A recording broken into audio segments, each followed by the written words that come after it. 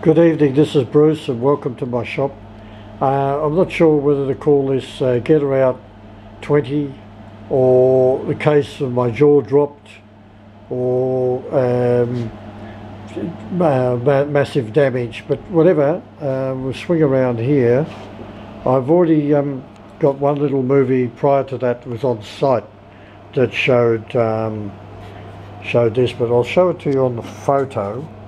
See, what we're looking at here is we're looking through the eye of this this tool, and what it is a breakout tool, something close to about 100-ton capacity, and it has six rams behind here, six rams equally spaced, and they come in and they close around the tool and lock it up, and then there's another one and they use that for actually opening up these humongous threads.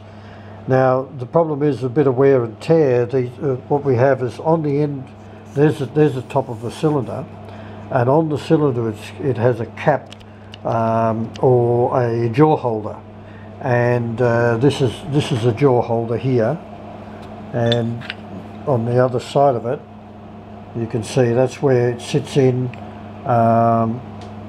It sits in over here. It's got one pin as a retention, two bolts that screw down into it, and that then on top of that it has replaceable jaws, and these are the jaws. They're made of either very hardened steel, or they're made of tungsten, depending on the tool.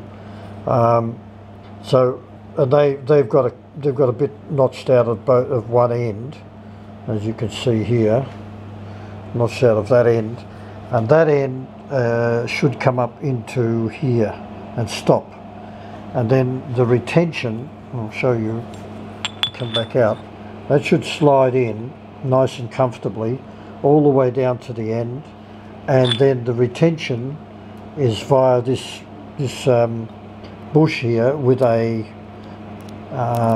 with an Allen screw, and that screws in, and that provides the retention on the edge here. Now what's happened is over time these have been through the wars, and they do take a hell of a lot of bashing, but this is far beyond repair. This one has been torn right out, and it should be nice and neat the whole length of it.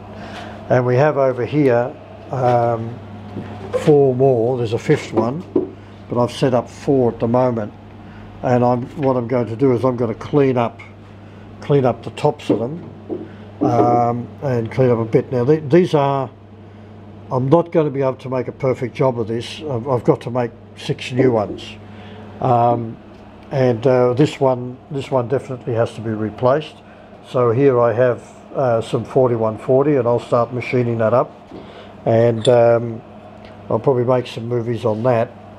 But I'll have to first of all machine all of these in the first instance, so that this part of the bottom of that block will be completed.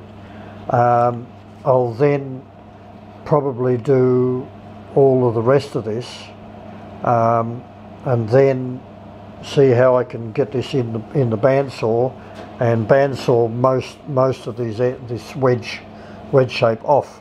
So that'll save a lot of machining. That's my plan anyway. And of course we've got to make the retention threads and this counter bore here. So there's quite a lot to be done. This has got these two dead ends, and these fellas here, and then the counter bores at the top. That's where the bolts go through to actually lock it here onto the piston. So there we have it for this lovely Tuesday evening. I'm just going to start setting up.